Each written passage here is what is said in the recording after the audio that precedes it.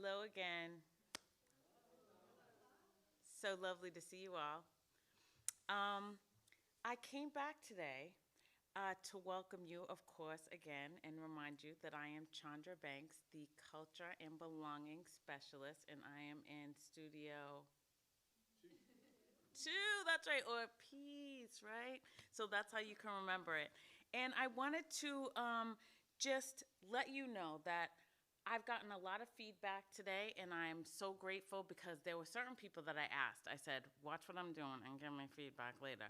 And also, people just came up to me while I was sitting outside and told me what they thought of the activity. So I'm really grateful for that, and I'm really grateful that everybody participated so exuberantly in the activity.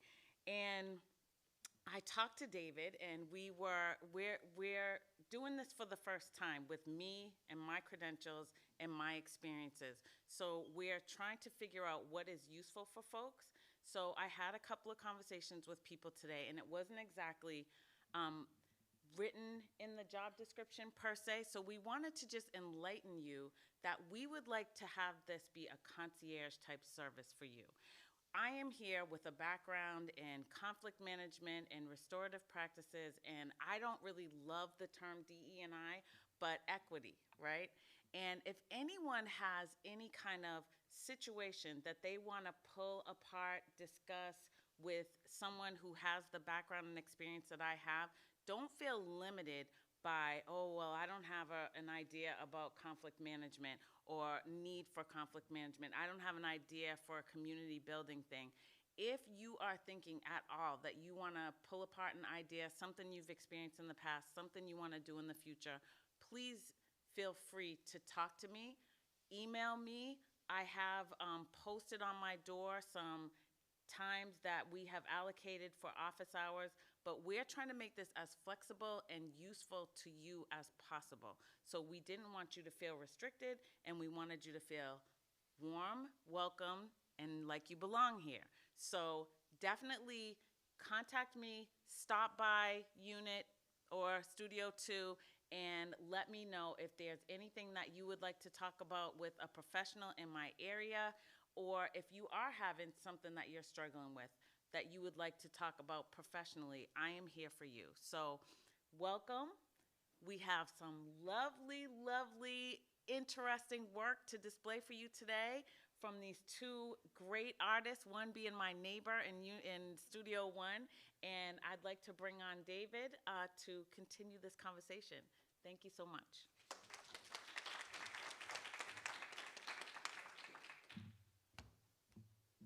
Chandra Banks is in what studio is she in?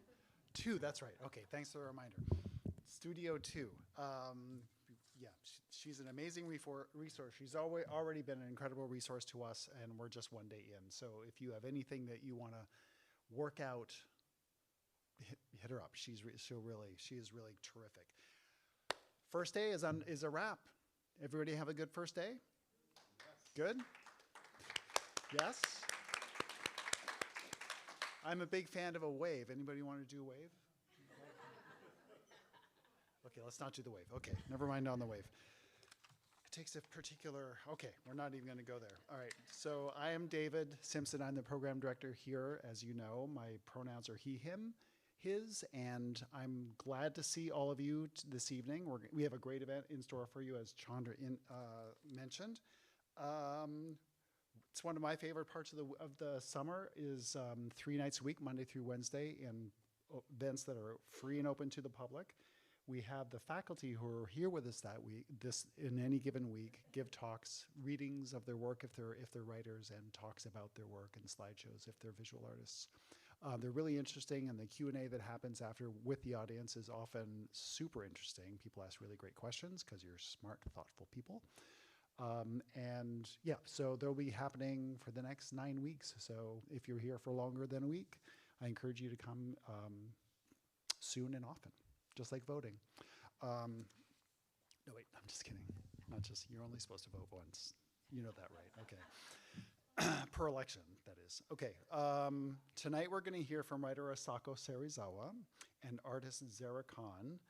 Asako will read from her work, and Zehra will do an artist talk, and then we'll do the Q&A aforementioned. A bit of housekeeping before we get started.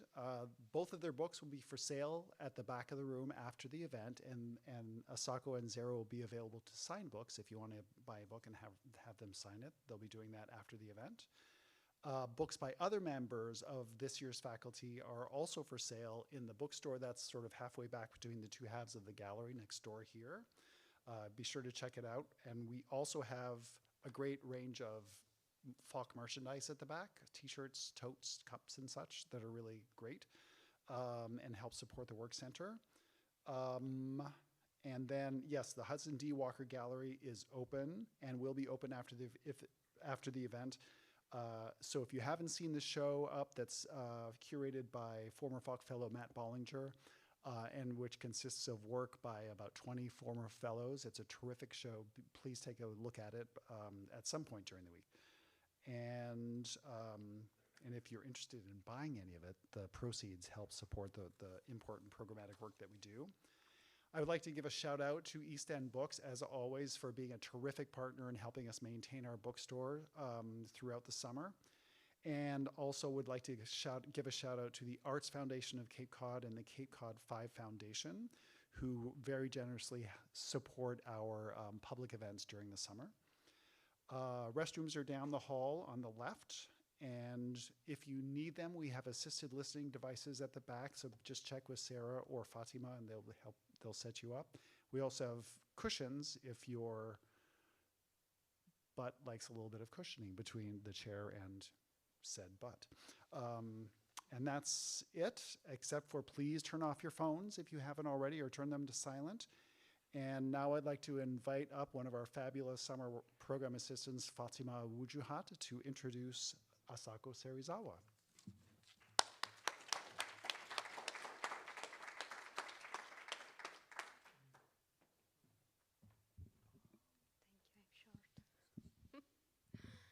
Hello, everybody. This is me again. I know everybody missed me. Why you're laughing?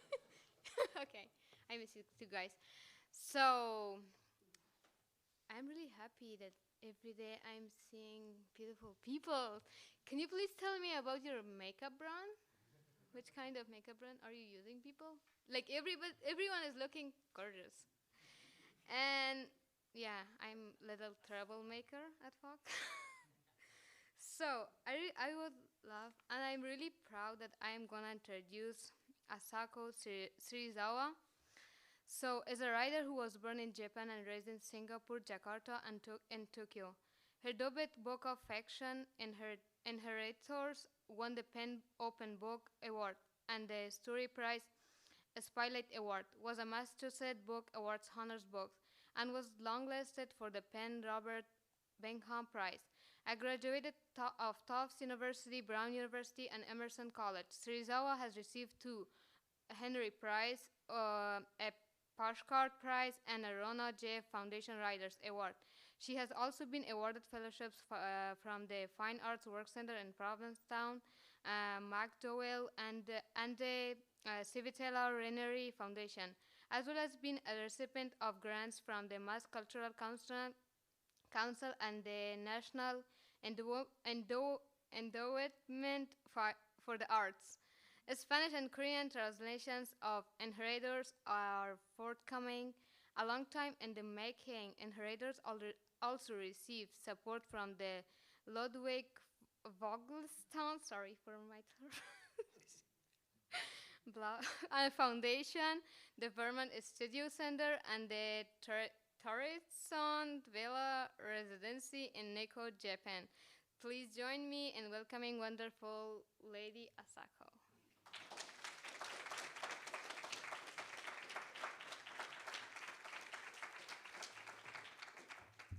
Thank you so much for that. Okay, so I am going to be reading, oh, I don't need this yet. Okay, so I'm going to be reading from the book that's back there. It's called Inheritors, and it spans over a century. It follows 5 generations of a family. It revolves around the Second World War on the Pacific side. And I think that's all really that you need to know for the reading. And the first piece, so it's kind of interconnected stories, and it's written that way so that it's non-linear, and it has these sort of white spaces in between them. Okay, so there's going to be a short video that's going to be part of this, and it's a public domain footage of 1930s and 1940s Tokyo, and it includes segments of the aftermath of the American firebombing of Japan. But there's nothing gruesome, so I just wanted to let everybody know. And the story, this is told as a one-sided interview where you see or hear the narrator's answers, but not the questions. And the narrator is an old Japanese woman who has come to sort of tell her story to two American historians who are soliciting a particular, like, sort of testimonies from people for legal justice. The story is set in 1991, so that was like 46 years after the Second World War, and a couple of years after the death of the Showa emperor, who sort of presided over that war. And for Japan, that was part of a 15-year imperial war, so it's kind of a thing. Okay.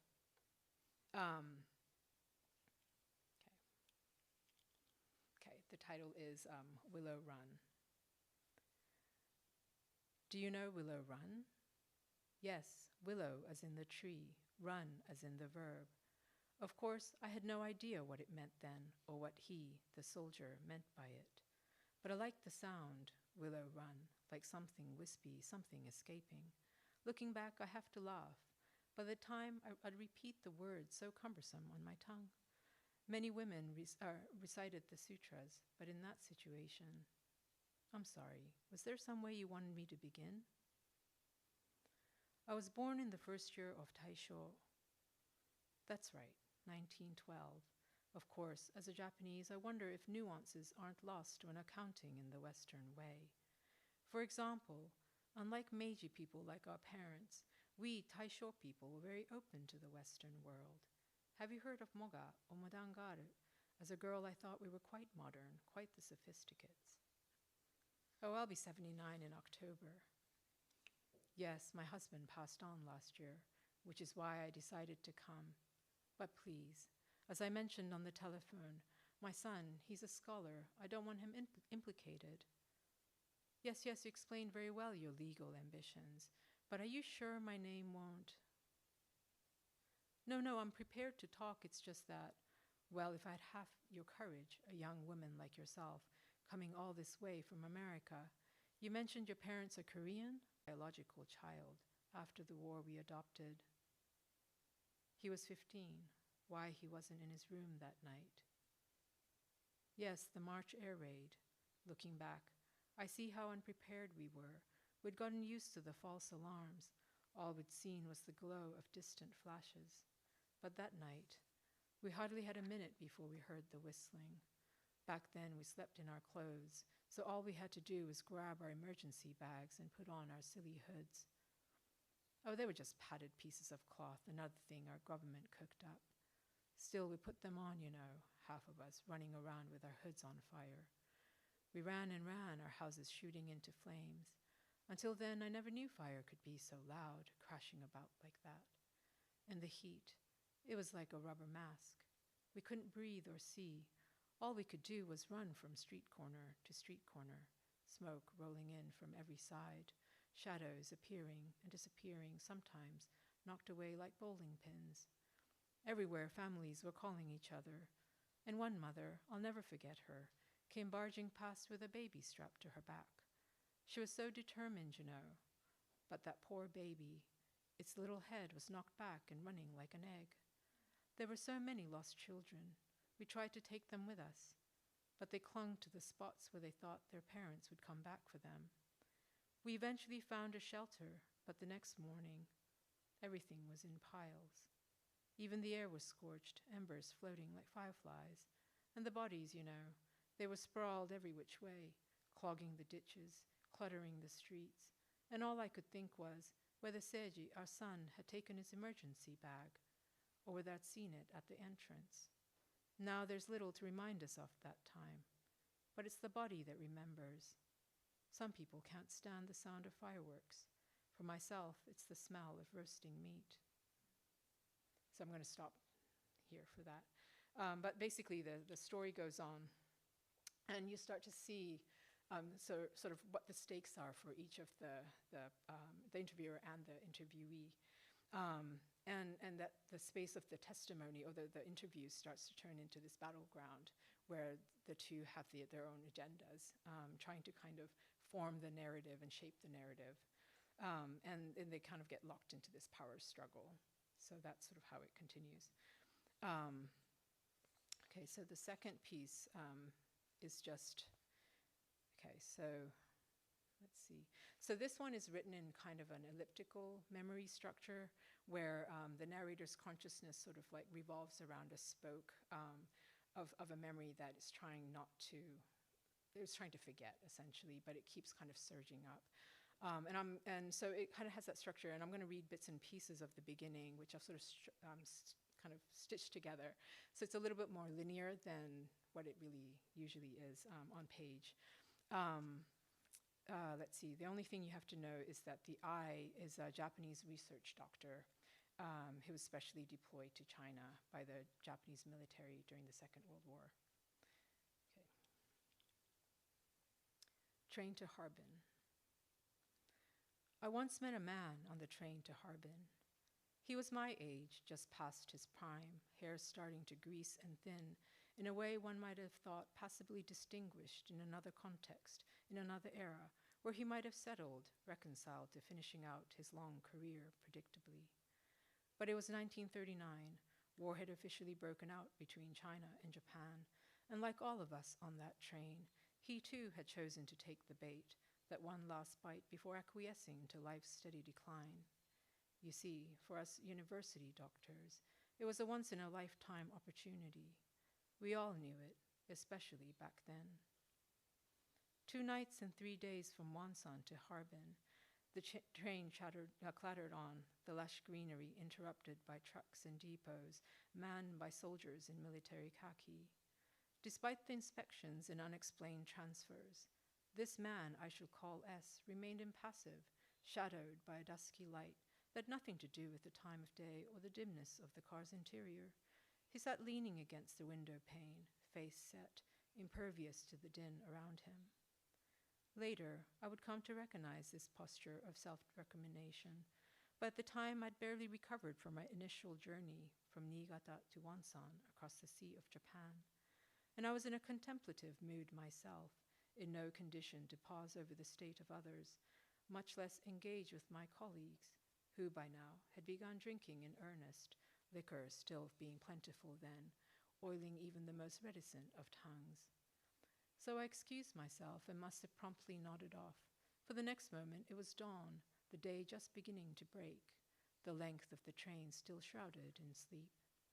I was the only one awake, the only one woken by the sudden cessation of rhythm, which drew me to the window, still dark except for my reflection superimposed on it.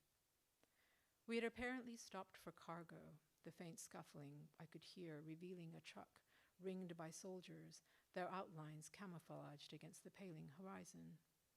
Later, I would learn the significance of this trip, but for the moment the indistinct scene strained my eyes, and I pulled back, hoping to rest for another hour. 40 years later, the scene returns to me with a crispness that seems specious when so much has faded or disappeared.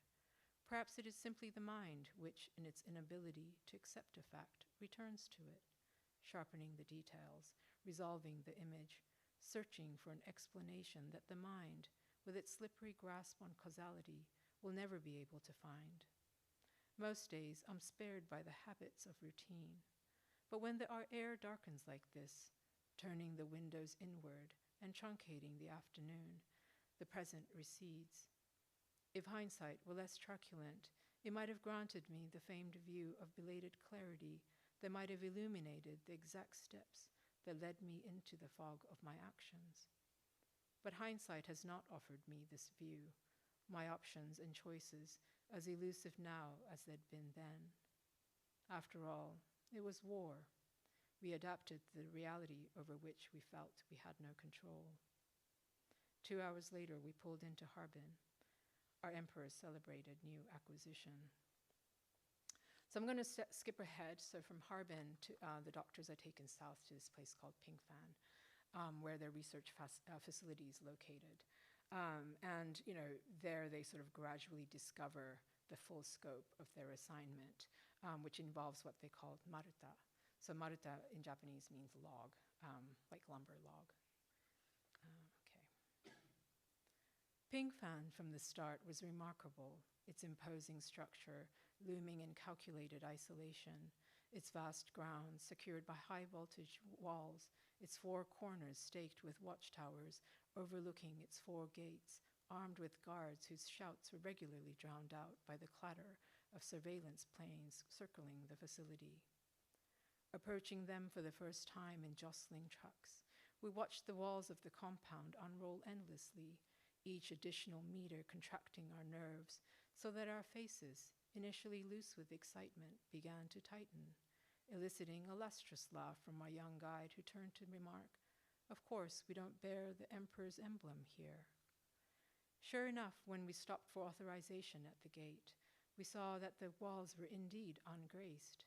In a world where even our souls were expected to bear the mark of the emperor, the absence was terrifying, and perhaps this was when I saw Pingfan, its forbidding grandeur cloaked by its unmarked walls, presaging what it was capable of.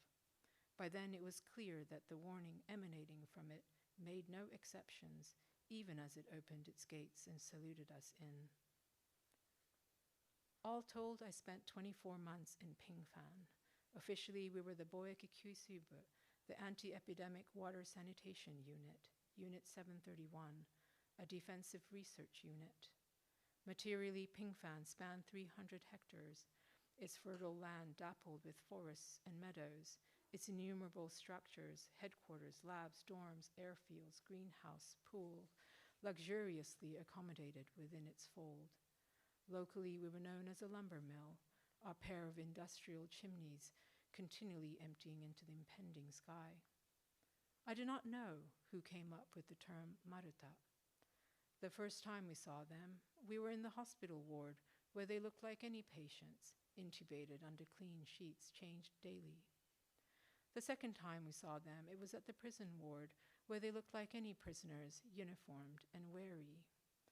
Both times, I remember the hush that fell over us as we registered exactly what we were being shown before we were briskly ushered away. By the time we were given full reign over our research, we were using the term, counting up the beds, tallying our maruta in preparation for our next delivery. Indeed, I believe it was a cargo transfer that I witnessed that morning on the train to Harbin. I was asked to inspect such a cargo just once. Woken abruptly, I was summoned by an officer waiting in an idling jeep. Throughout the ride, I was bleary, my mind cottony with sleep, and once I gleaned the purpose of the trip, a preliminary health scan, I shut out the chatter and arrived unprepared for the secluded station, the small squadron of military guards patrolling the length of the curtained train, the cargo's white tarp peeled back to reveal 12 prisoners strapped to planks and gagged by leather bits. My first reaction was morbid fascination, my mind unable to resolve the image of these people packed like this, and the term maruta acquired a horrific appropriateness that struck a nerve. I began to laugh, a sputtering sound that elicited a disapproving glance from the officer who pressed me forward. How they managed to survive I could not imagine.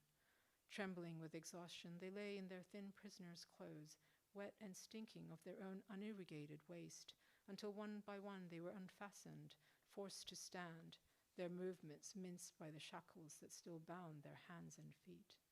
No one protested, the only shouts coming from the guards as they stripped and prodded them, the tips of their blades shredding their garments, exposing them first to the cold, then to the water as a pair of soldiers hosed them down.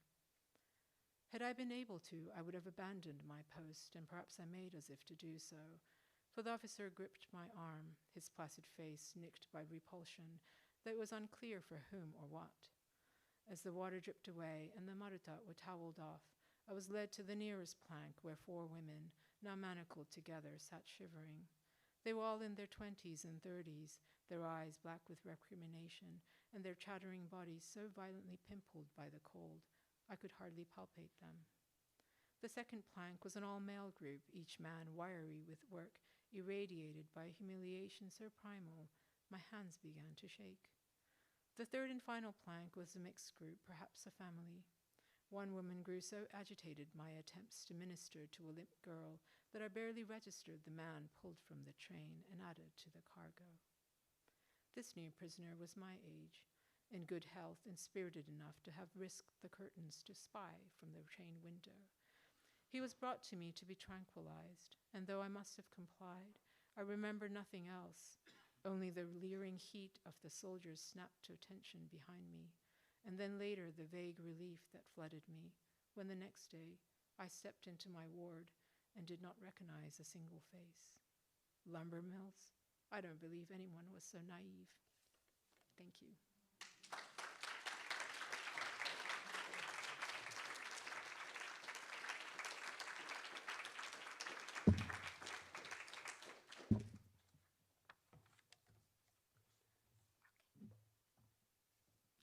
My boss said go slow.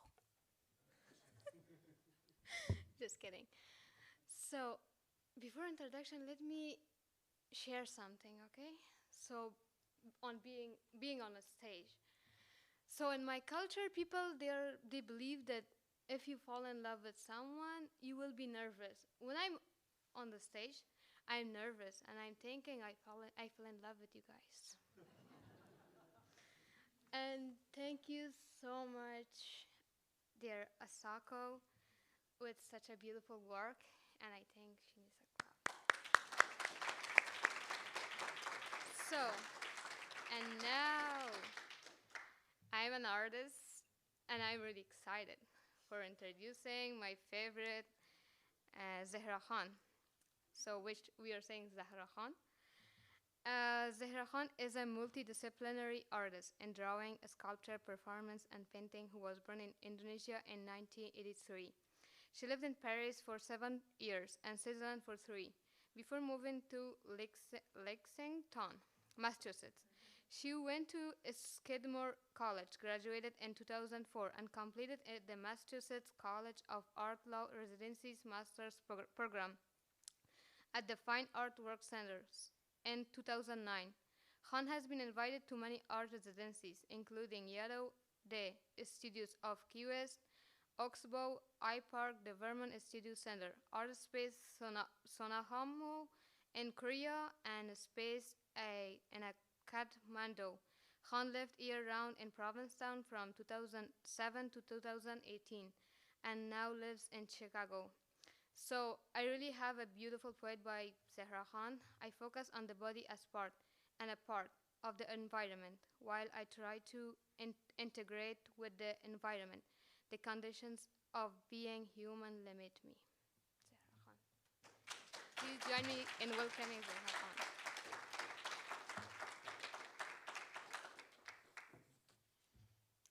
Thank you so much for coming. Hi, I'm Zehra Khan, pronounced like Sarah with a Z. If you can't do that beautiful pronunciation that Fatima did, which I can barely do. Can everyone hear me okay? Yes. Okay, beautiful. All right, I am going to take us through my artistic journey, which really, a lot of it happened here at the Work Center. As Fatima said, I did my MFA through a program which no longer exists, but it was through Mass College of Art. And for 2.5 years, I was able to spend April and September here at the Work Center working in the studios and ended up with my MFA. And it's a shame that the program's no longer around, but it got me to town. And this is a photograph from my first residency here in 2007. In the middle studio up there. So, as Fatima said, I was born in Indonesia, in Jakarta, in '83. I lived in Paris for 7 years, Switzerland for 3, and then we moved to Massachusetts. This is a picture of us from Paris days, obviously. My father was born in Karachi, Pakistan. My mom is from Idaho. My pops is an architect. my mom grew up as a farmer and became a landscape designer.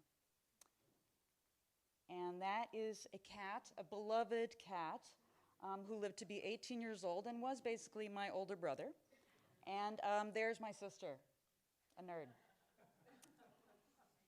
All right, so I'm starting with this weird picture because it was 99 in high school, and I really wanted to write, which was something my sister was excellent at, but I didn't really have the chutzpah to have anybody read what I was writing.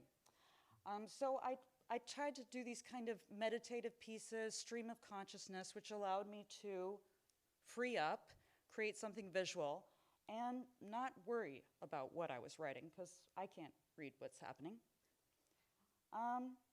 Second year of college, cut off all my hair. I tried to do a self-portrait about once a year at that time. Well, not for a long time. But as you can see, the words, how the words are fitting together are changing. I'm working with a little bit more tonality because the words are overlapping. So, another self-portrait. Usually I do subject matter that I know. This is the only one that I did of somebody random. I just loved the cloak. But I think I was drawing people I knew because it made me know them better. And I'm also writing about them, so it helps if I can know something a little bit about them. A friend of mine, a boyfriend of mine, close up. For a long time, I could follow my stream of logic because I'd start with the eyes. I knew how I would draw a figure, so that's how I would draw. That's how I'd start the drawing. So, start with the eyes and then go for the face shape, put things in.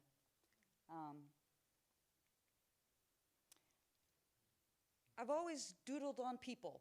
I think a lot of kids do. They write their notes on their hands and they write silly messages to each other, and I loved that intimacy. And as a Pakistani, there's a tradition of henna, which, forever and ever. But the idea of decorating a person with words and then also in ballpoint pen, which created this strange, raising of the color of this very white gentleman. But I was just fooling around, playing at parties, not being very serious, but trying things out. This is, for me, it's the same kind of work. It was just from a different perspective, a little bit longer of a session, a friend of mine. Basically, I always work within the limitations of the person. So if they get tired, I'm done. I make sure that they are fed, that they have something to drink, that they're entertained. And then when they're done, I release them. I don't want this to be a bad experience for anyone. I wanted to use this as a way to get closer to people. So, that's the wrong date, whatever. I started at the Work Center, my MFA program, and I was bringing in all my word drawings and oil paintings, basically a drawing culture. And this is in the style of David Hockney, who did these beautiful photographic joiners. I'm sure some of you know his work. So we were asked to do a piece about our artistic lineage. So I wanted to do Hockney. There's a Hockney book in the corner. So I drew his face on my stomach and made somebody take lots of pictures and join it together. But I was interested in the spirit of play a lot more than I ever was before. Possibly as a reaction to the academia, as to reading these texts that are definitely part of any MFA program. I was, the heckles on my, it's just, the academia of it all. I was horrified a little bit. So I kind of rebelled by working on these animals behaving badly. I was interested in looking at human behavior through animal conduit. I was looking at the 20-something scenes of my peers, which was smoking, drinking, social drinking, and excess. In the quest for closeness and intimacy, there can be a rocky road. So I was using every animal from a guidebook and challenging myself to draw every single one that I saw and then integrate them within this wild scroll, because I was working on them on the ground too, which was a different setup than all the oil paintings that I had ever done. Okay. Continued that series about love, meeting. This was my studio. Oh, no, wait, this was just the final review, so you get a context of how the work size. Then I realized I could draw those animals on people. And the rat became a big symbol for me for years and years. I went through a rat phase. Because everybody has a rat story. Everybody is either scared, freaked out, they've seen them, they know they're there. I mean, they elicit huge responses from people. And also that they're intelligent, and you kind of think of them as domestic. And there's so many associations that I wanted to look at. And I was also interested in the gaze, looking at women and sexualizing them. So I began to play with the grotesque rat on top of the sexy lady. These are Sharpie drawings. I didn't know quite, again, what I was doing. I was just taking documentary shots, so feet are involved, friends are involved. I didn't quite know what was the art. Was it the making, the drawing? The final product is all anyone sees, usually. So this has got to be it. So I started taking more cues from art history. The odalisque, the classic beauty that everyone gets to look at, and she's not really, she's there to be looked at. And these are rats behaving badly, smoking, drinking, vomiting. And a friend who volunteered to do this with me, very kind. A high school friend who has continued maybe for 20 years to work with me at times. I traveled to Paris during this grad school program because it was a low residency. I was able to study with a professor that I found in France. And I had to make portable work. And so I thought, all right, I'm already doing this working on skin. I'm going to capitalize on this. I don't need the space. I didn't have the space. It was Paris. I lived in a basement. And one of the coolest places was the bathroom that I had all to myself. So I ended up doing a lot of drawings on myself, photographing, friends as well, once I made them. And so tons of rats, which I can't bring them all out. But then I realized I could make the rat a person. So in comes my MFA, the program up here. The mask is made just from paper, like a shark's fin or an oven mitt. So I'm just working with like small illusions, little popped out paper from the floor. Is this a clicker? Oh, yes. A fake corner that I drew in, over the background. And so I only thought this was the piece, but there was this left over. So I started to have to rethink. And was this supposed to be temporary or not? And I kind of filled it in with these little rats that I kind of were like, oh yeah, they're behaving badly. I'll put them there when the person isn't there. And these are all people, well, some of them are me, and others are people from my life, just because I find putting them in my art is just a way to keep them close. So in the exploration of becoming a rat, still focusing on the grotesque, I was thinking this giant fat rat costume that actually reveals, like a sandwich board, it reveals the person when they move. And so I didn't give my studio mate any warning, and I said, could you film this, and let's just see what happens.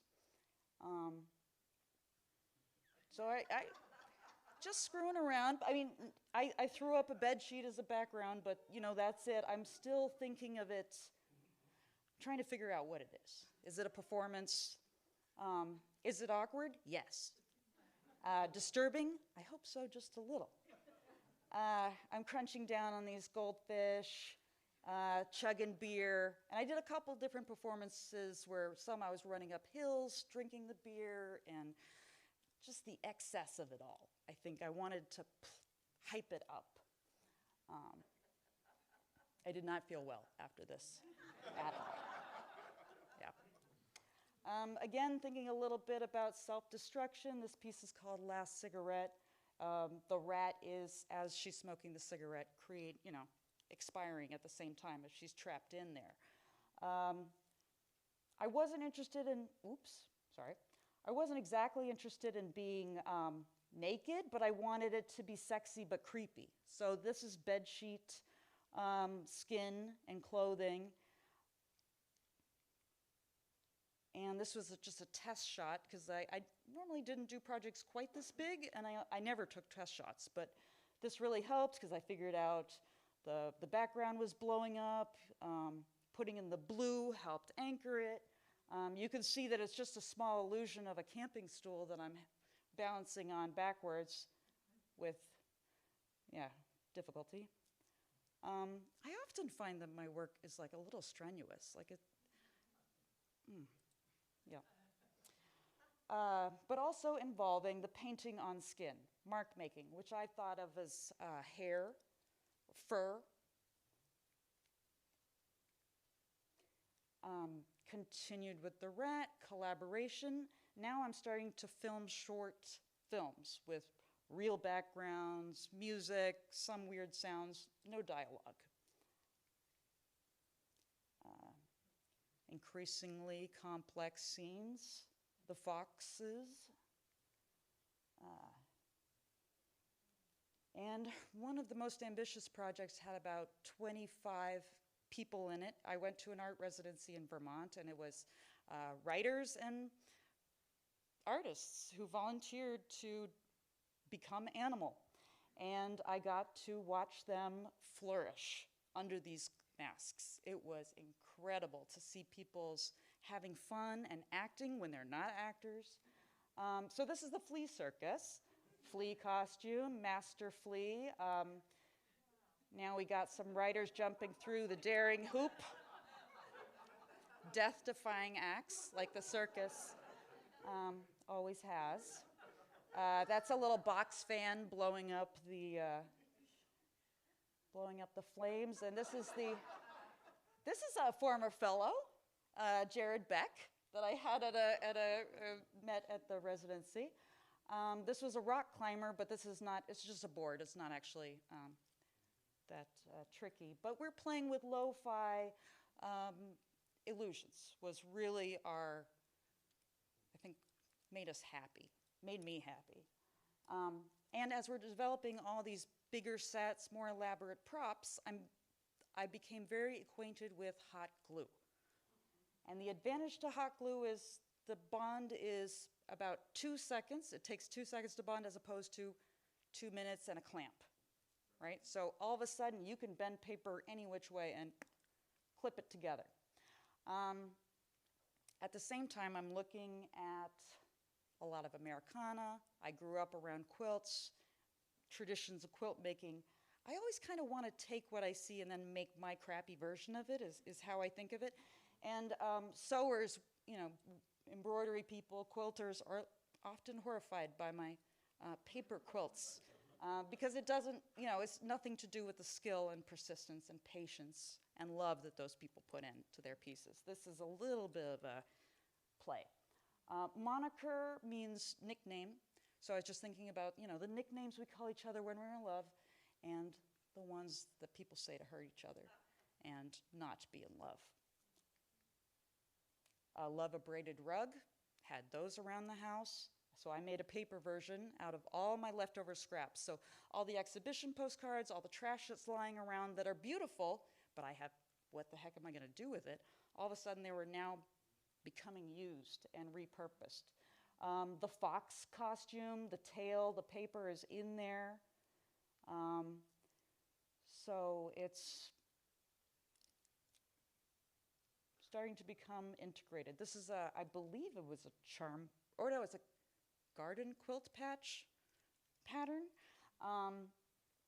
And I loved this crazy irregular edge. And I thought, and I love gardens, so I thought I'm going to make my own version, which ended up being much more chaotic. But I finally get to use those sketches that never quite work. Now they just got shoved in there. And the back side, I liked it as an object that was not useful. This is not a useful quilt. You will not be warm. And I liked the fakeness of that. Different attempt now with these kinds of strokes throughout, almost like brush strokes. I'm always trying to like break things apart, almost like pixelation or pointillism, because I love that each color is made up of so many different moments. Almost like those word drawings, I feel like everybody is made of so many different moments, so I'm always kind of going down to a building block.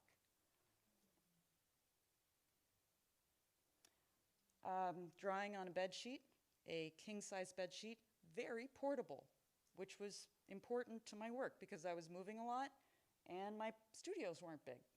And this, I worked on my lap, just like you would embroidery.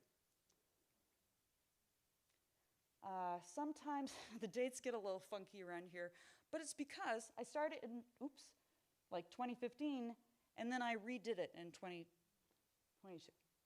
I don't think there's rules about when your piece should be finished, which doesn't mean you should beat a piece to death, but I often do.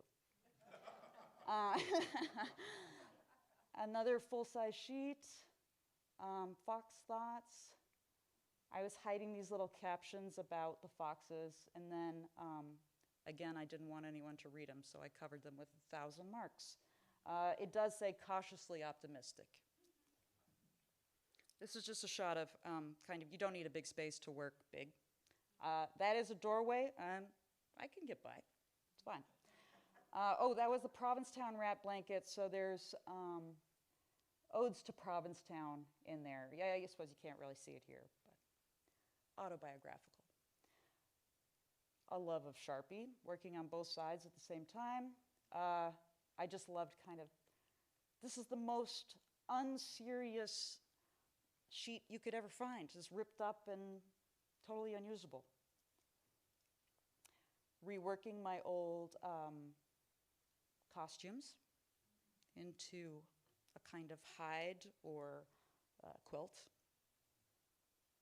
So this is where the hot glue, really comes in handy, making things fast. Those little keys would be a pain in the butt if it wasn't for hot glue. And then I realized I could kind of engage it in other materials, didn't have to just be paper. So I'm playing around with leaves that I collect, and then I think, I can make the hot glue structural and sculptural, and I love candy, so these look like jewels, and I thought, oh yes, it's the chalice, it's the sacred chalice. I finally found it, candy. So I often like games with the material versus what the thing is. So I liked the idea of a stone made out of paper mache. And then I loved the idea of just hot glue as the medium. There's nothing else in there, it's just hot glue. But it also evokes the quilting kind of stuff I was doing, the lace work, repetitive patterning, and also a little bit of engineering, because if you don't hang it right, it's going to collapse, it's going to fall, it's going to break. It is fragile and double-sided and translucent at this point. And I started integrating little bits of dried paint, diatoms, the building blocks of the world. Still thinking about that always. Then I started painting on the pieces more. And gold paint is a particular love of mine because it makes you rich. Like, I'm rich with this piece. And I love the idea of fool's gold and fake gold. I'm working with that a little. Now, I hadn't abandoned performance work with animals. I just haven't done it in a while. And I started to do pieces with using human forms. But again, I'm looking at breaking down the brushstroke mark, a little bit of a physical task again, but I'm trying to draw kind of these rocky forms on my back. And I was trying to take advantage of this gorgeous place that we were in residency in Korea. During the pandemic, they invited me, or a group invited me to be part of a Zoom night of performances. And so this was February 24th, 21. No one knew what the hell was going on. And we tried to do a Zoom bunch of performances, and I thought, I'm gonna put on Enya, because that's gonna relax the hell out of everyone. And so I blasted Enya and did this piece called Indoor Light Making, which was supposed to be capturing whatever light was in my apartment. And then I was kind of distilling it to be on my body. And the only reason why I mentioned it is because pandemic offered very many strange possibilities. And I never would have thought of doing this otherwise. So during this whole time, I'm starting to make sculptural forms, paper mache. I want them to be playful and fun, and then somebody asked me to do their cat as a commission, and I realized like what a joy it was to give it to them, the process of commissioning and giving it to them and having them take pictures of the cat with their cat. There's something really satisfying about that. Making sculptures out of trash, fast was also a big, I was just trying to make a form very fast, which I'd never really done before. Seersucker, just using leftover, cut the seersucker pants into shorts, and so I had the shorts, put them on the cat. Booty boy. And this is my most recent work, animals. It just seems to have all come back to sculptural animals. This was made on an old hat with hot glue. This was a pigeon that I must have banged 100 screws and pins into. It became very heavy, which I've never kind of worked that way before, but there was something about the preciousness now and all the glitz, fake glitz. It's not even, real glitz. It's nails and fake gems.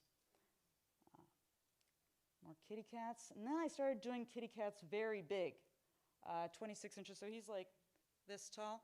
And I was thinking of when I was very young, and the cats were very tall, and if they would brush against me, I would fall down. And, like the cats were bigger than we were. They were jungle cats. And so I was trying to think back to when I was little and the cats were big. This was back to cats. And then this is just a slide from last year's presentation, which is my rat phase. And now I'm in my cat phase. Thank you very much. Thank you.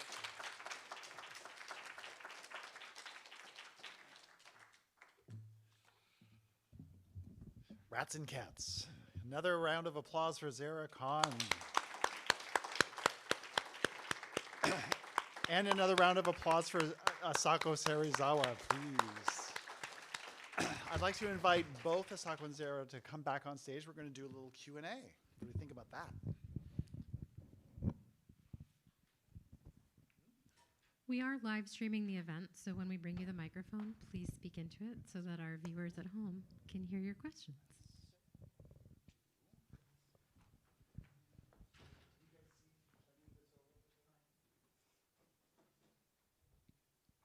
I have a question if nobody else wants to start. Zehra, I'm just so fascinated by, I don't know if it's a question so much as like, I'd love for you to talk a little bit more about how the different places that you've lived and the different people you've interacted with. I feel like everybody says that where they live and who they know, it like influences their work, but it's so very evident in yours. And I would just love for you to talk a little bit more about that.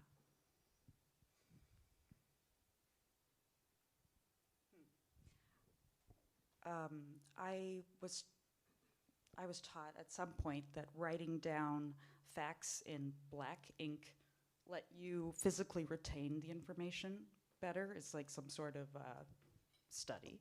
And so I thought, if I draw my friends, I will always remember them too. It's like memorializing them. And yeah, I like people. I like animals too, but I love people. Is that partially why the speed is part of your work? Because like, it's so curious. Like, I wouldn't want to make anybody uncomfortable. okay, but even when you're doing the animals, like the Oh. sculptures, like you were saying about how Yeah. there's a speed element, like you want to do it quickly. Yeah. I mean, I so understand that impulse, but like, but is that part of what it is? Like the memorial, like if you do it quickly, it'll stay. I mean, I don't know. I like that idea. I think that doing it quickly is just because I want to catch the moment and not let it drift away from me. And I think I just navigate towards work that I feel is that way, even though some people would say my work like takes a long time, involves a lot of patience. I don't like planning, and I just like creating, reacting. So Yeah. Because I love the way that you just sort of use like everything, you know, and it becomes something that you can do something with. I mean, that's just amazing, you know, because it's so textured by not just your personal, you know, fragments, but like just world stuff too, like anywhere. And I guess part of moving too, you know, the space that you need and whatever is available to create what gives you joy, I suppose. Is that part of it? absolutely. You should write my next artist statement. That was good. Yeah.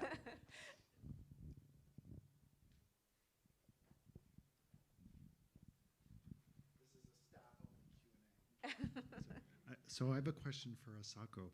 Oh. You're talking about speed work. I've heard you talk about how long it took you to write The Inheritors. Can you talk about kind of the opposite, about how you were able to sustain your energy and your commitment and your just in writing a book that took you a while to write? Like, how do you do that? I mean, I would say I barely managed it, I suppose. I think, you know, I mean, world events certainly helped sort of reinforce. It's sort of like every time I had this impulse to quit and think this is too hard, I'm going to abandon this, something would happen. I'm like, okay, I have to do this. And so it's really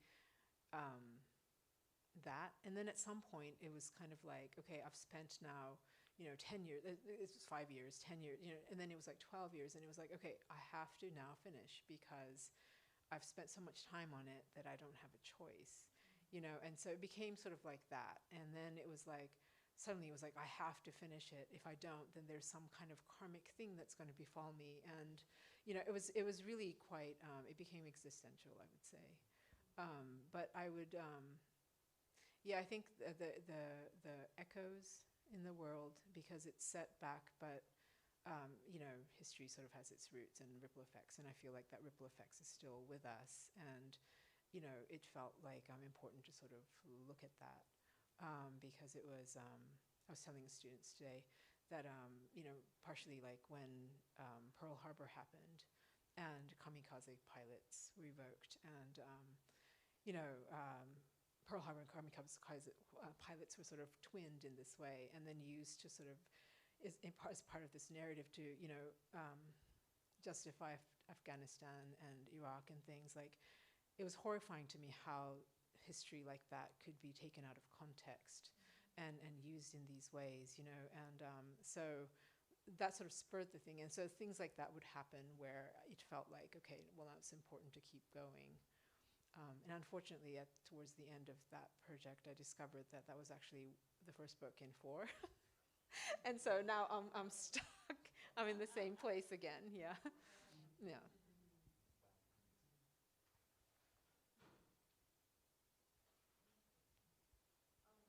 The relationship between the video and the reading, Mm-hmm. very evocative. Mm-hmm. And it made me think that I'm a reader, and I never picture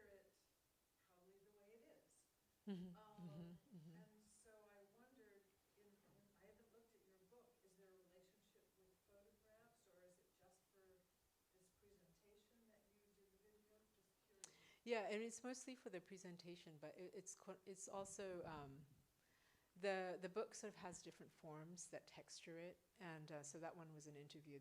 Another one is sort of elliptical. Other ones are like police reports, partially because that's the way that you can. That's the only way that I felt that I could access certain kinds of stories, and so form had a lot to do with it. And when we were doing this, it was the pandemic. The book came out during the pandemic, and trying to do a reading online was difficult. And so then, there were images that would help. And then then I started to think about the sort of relationship between text and image. And so then all of that sort of came together into this thing. Yeah, so. My question's for Zehra. You talk a lot about illusions and fake things, fake gems and things that are not, what they seem to be.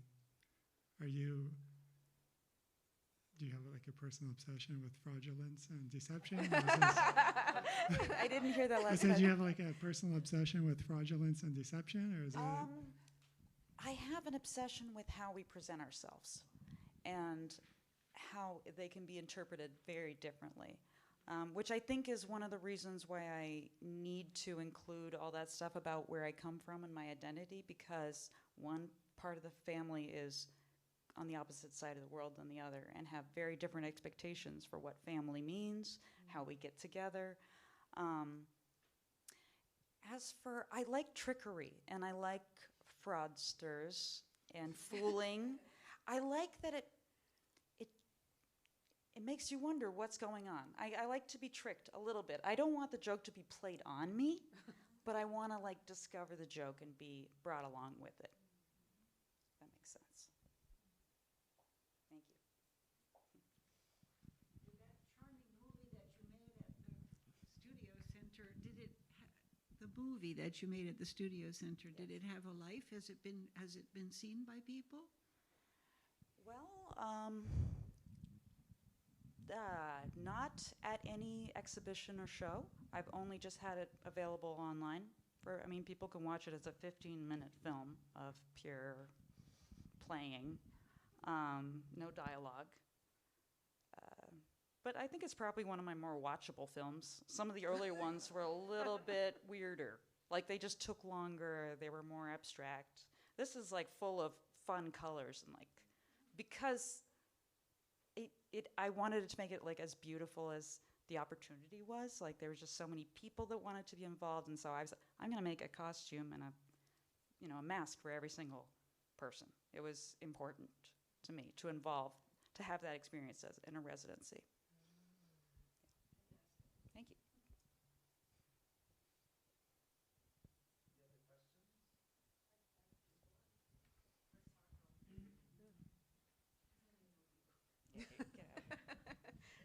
Asako, I have a question, more of a comment, and what I got out of your reading is that you're really focused on the humanity that, and like you said, the ripples of history.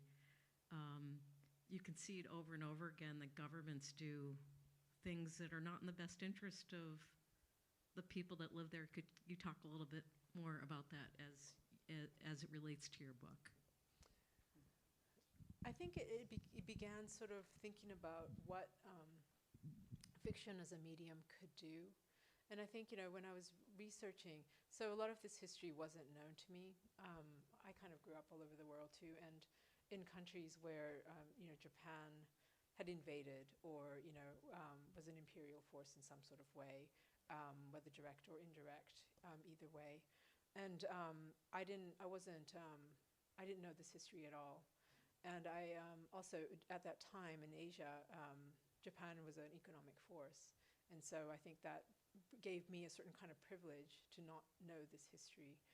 And so it's only when I got back to Japan that I learned anything about the history. And I was horrified that I was there this whole time and I didn't know this history. And so I started to think about ways in which institutions and structures and things like that are conspire to kind of silence or mute history. And it's interesting because in Japan, World War II is such a big topic and it's always talked about, and yet the personal stories are never told, and certainly my family never said anything, and so I didn't know any of this like personal stories.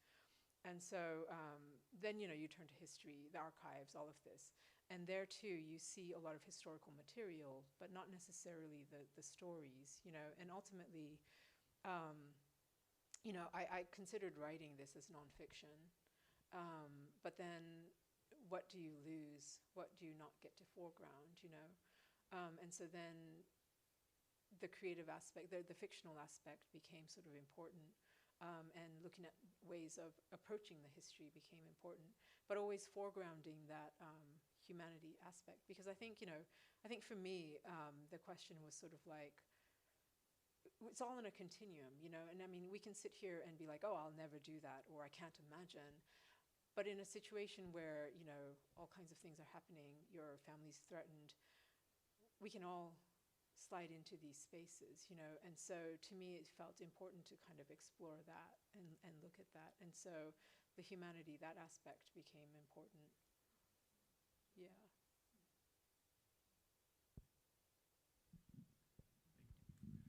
Thank you both for the presentations. They were both really thought-provoking. For Zehra, I don't know if I'm reading this into the pieces, but I feel like the animals you end up making often end up embodying something human, like something anthropomorphic enters the drawings or the images. And I'm wondering, if I guess I'm not reading into it, but if how you kind of sneak humanity into the ways that animals appear, or do you just naturally perceive a kind of kinship between the animals and the human that you bring into the act of making? Thank you. I feel like none of my animals behave like animals. So that's just easy to nip that in the bud. The only resemblance is the face, or I mean, they're wearing clothes too, most of them.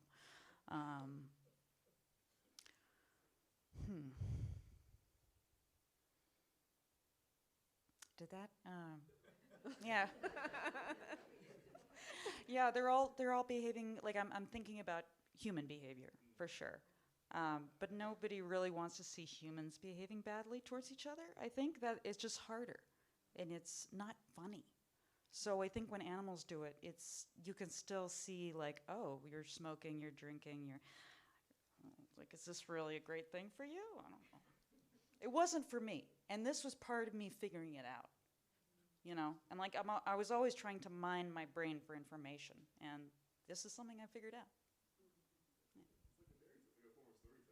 Yeah, yeah. The what? I'm sorry. Like a form of storytelling, or Yes, yes, absolutely.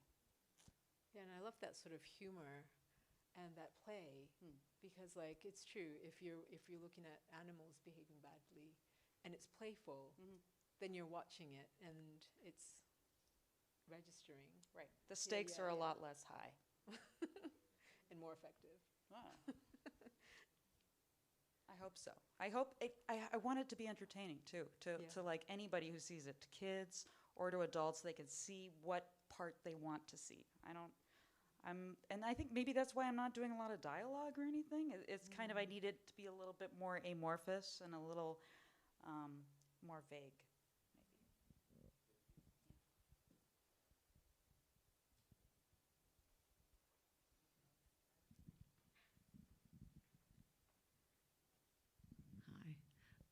When with the performances, drawings on people's bodies, when you are working on them, or when the person is hanging out, are you having conversation? Are you getting to know them, or are they watching TV, or?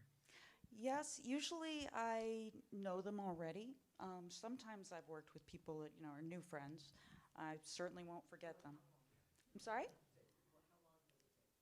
Oh, I don't think ever longer than an hour. None of those setups were, even no, they're all within an hour. People don't really, people find it relaxing. It's kind of like these little marks and like, I don't get a lot of complaints, which is good, except for the ballpoint pen people. Actually, they did complain about that a little bit. Sorry, guys. I was learning. And yes, I do talk to them. I'm like, yeah, we're having fun.